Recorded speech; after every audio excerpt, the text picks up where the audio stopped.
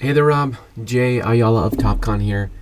Hey, as soon as we hung up on our conference call, I found the bill of materials. So I just want to make sure that I got you this quick, concise video and show you kind of what we got.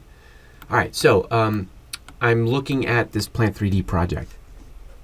Now, under the project manager, you got these source files, and then you got this orthographics DWG. So I opened up this particular drawing file, which is what we're looking at on screen here, okay?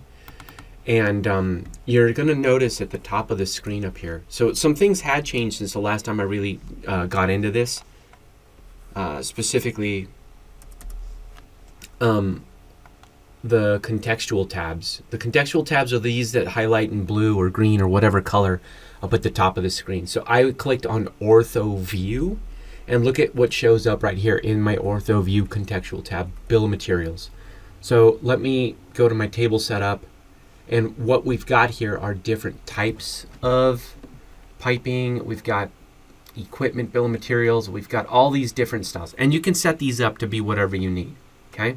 I'm gonna start with piping, and under piping you got these simple layout. You got grouped with category titles, so I'm gonna use this one.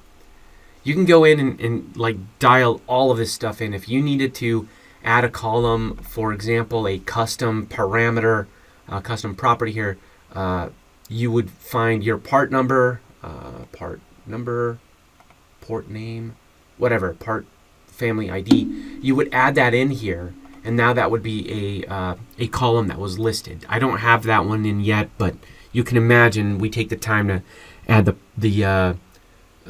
PDM, the PLM part number, right? The one that's supposed to control everything. We would add that in here, okay? So here you just hit OK. And now we can go add the bill of material itself. So that was the setup. Here's the bill of material itself. The command starts, and notice that next to my little crosshair there, my little cursor, it says select a viewport. Down at the bottom, it also says select a viewport.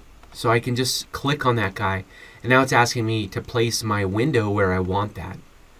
And very easily you can see that it adds all that information, and you can control the column widths very easily if you wanted to see it in a specific way here. For example, this 1.5 inches, it looks kind of goofy, so I'll stretch that out to about here. Now I see 2 by 1.5 inches, and then also this one's too wide. Let me bring that in about halfway, and then this one, it's too narrow. I need to make this one wider.